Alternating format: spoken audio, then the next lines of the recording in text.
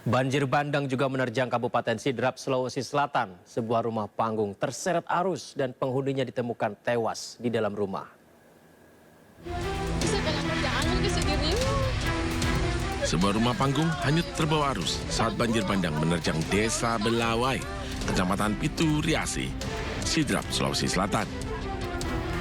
Rumah hanyut bersama penghuninya yang tidak sempat menyelamatkan diri saat banjir bandang menerjang. Tragis, korban ditemukan meninggal dunia, tak jauh dari rumahnya yang hanyut. Arus banjir bandang yang sangat deras menghanyutkan dan merusak sejumlah bangunan. Sejumlah warga tak sempat menyelamatkan diri karena arus deras datang tiba-tiba. Kalau untuk sementara yang laporan dari teman dari Kepala Desa Tanah Toro, semuanya yang ada jembatan di Tanah Toro habis, hangus, dan juga di lapangan dan sebagian juga ada di daerah Bulucenrana yang sudah hangus. Terkait korban, Pak? Untuk sementara baru tadi ada laporan dari di atas di Tirase bahwa ada orang terjebak banjir yang tidak bisa keluar dari ini dan diperkirakan dia sudah meninggal. Banjir bandang tak hanya melumpuhkan kawasan bantaran sungai. Jalan poros Kabupaten Sidrap juga lumpuh, digenangi banjir. Kendaraan mogok menerjang banjir di jalan poros Trans Sulawesi, wilayah Tanrung Tedong, Kecamatan Dua Pitu. Banjir terjadi akibat hujan dengan intensitas tinggi, mengakibatkan air sungai meluap. Banjir terus meluas hingga ke beberapa kecamatan di Kabupaten Sidrap.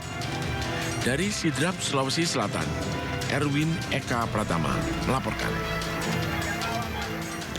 Longsor kembali menerjang jalan Trans Sulawesi di Kabupaten Nrekang, Sulawesi Selatan.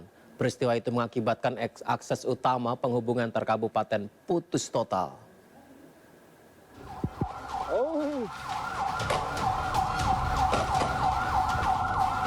Inilah detik-detik longsor yang menerjang jalan Trans Sulawesi poros Nrekang Sidrap Pindrang di kilometer 4 di Dusun Riso, Desa Pindrang, Kecamatan Nrekang. Longsor tersebut menutupi seluruh badan jalan.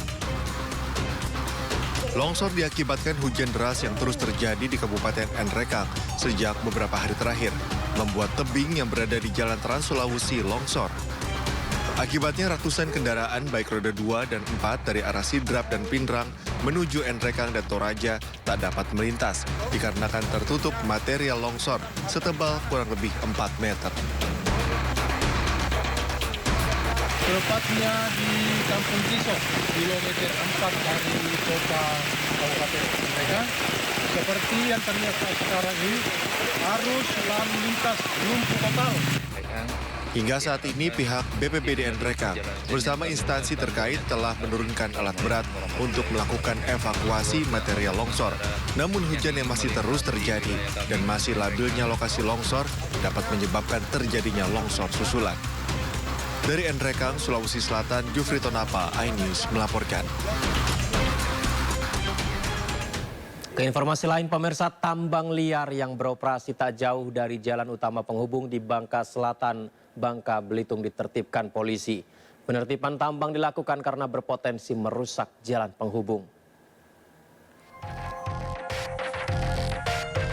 Pasca adanya kerusakan jalan akibat tambang liar yang beroperasi tak jauh dari jalan utama penghubung Desa Benca dan Tepus, Air Gegas Kabupaten Bangka Selatan, Polsek Air Gegas langsung bergerak cepat melakukan penertiban tambang liar yang masih beroperasi di beberapa titik lainnya yang tak jauh dari jalan utama penghubung antar desa. Penertiban dilakukan agar tidak menimbulkan kerusakan jalan yang lebih parah akibat aktivitas tambang liar yang membabi buta. Kapolsek Air Gegas, Ibtu Agam Mustafa, mengatakan dalam penertiban tersebut setidaknya ada beberapa peralatan tambang yang langsung diamankan. Peralatan tambang langsung dibawa ke Mapolsek Air Gegas sebagai barang bukti. Para penambang diimbau agar tidak melakukan aktivitas penambangan liar yang berpotensi merusak fasilitas umum. Sementara itu, Pemda Desa Benca melakukan kaul umum memberikan apresiasi atas tindakan penertiban yang dilakukan oleh polisi.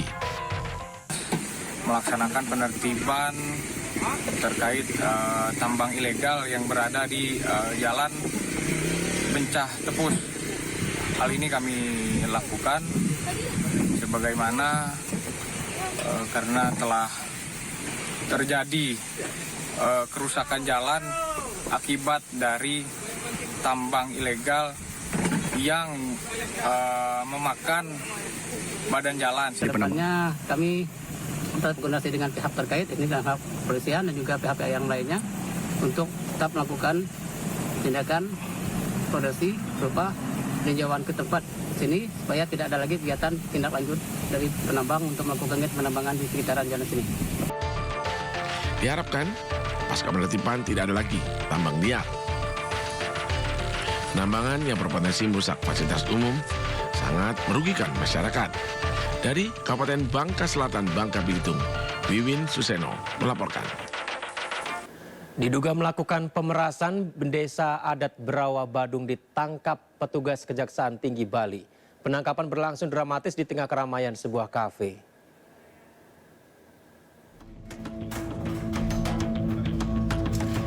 Desa Adat Berawa, KR, ditangkap oleh Jaksa Tindak Pidana Khusus Kejaksaan Tinggi Bali di sebuah kafe di kawasan Renon, Denpasar. KR tidak berkutik saat sejumlah petugas kejaksaan menangkapnya saat bertransaksi menerima uang dugaan hasil pemerasan terhadap pemilik lahan di kawasan Berawa. Bersama KR, petugas juga menangkap seorang investor pembeli lahan berinisial AN.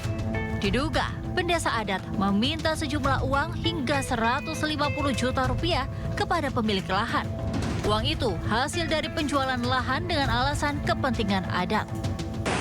Bahwa saudara KR selaku Desa Adat telah melakukan upaya-upaya pemerasan dalam proses transaksi jual beli yang dilakukan oleh saudara AN dengan pemilik tanah yang ada di Desa Berawa. Hingga saat ini, kedua pelaku masih menjalani pemeriksaan. Petugas juga memeriksa 2 orang lain yang juga turut diamankan saat operasi tangkap tangan tersebut. Dari Denpasar, Indira Ari, iNews melaporkan. Presiden Joko Widodo menyambut baik pembentukan Perkumpulan Presiden RI Terdahulu atau Presidential Club yang dilontarkan Presiden terpilih Prabowo Subianto. Jokowi menyebut pembentukan perkumpulan ini sangat bagus dan bisa membahas masalah-masalah strategis negara. Presiden Jokowi akhirnya buka suara soal pembentukan Presidential Club atau perkumpulan presiden-presiden RI seperti Megawati, SBY, dan Jokowi. Saat ditemui di JX Kemayoran, Jokowi menyambut gembira soal usulan ini. Saat ditanya sebaiknya kapan pertemuan Presidential Club digelar, Jokowi mengusulkan pertemuan itu sebaiknya digelar 2 hari sekali. Bagus. Bagus.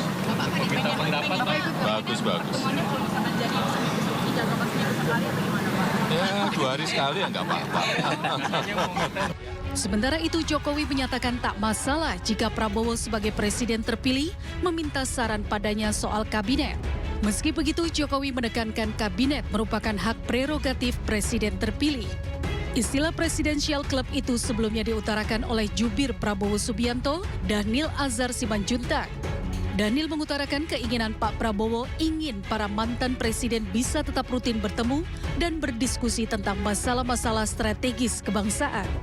Harapannya perkumpulan ini bisa menunjukkan bahwa para pemimpin bangsa Indonesia kompak, rukun, dan guyup terlepas dari perbedaan pandangan politik dan sikap politik. Tim Liputan iNews melaporkan.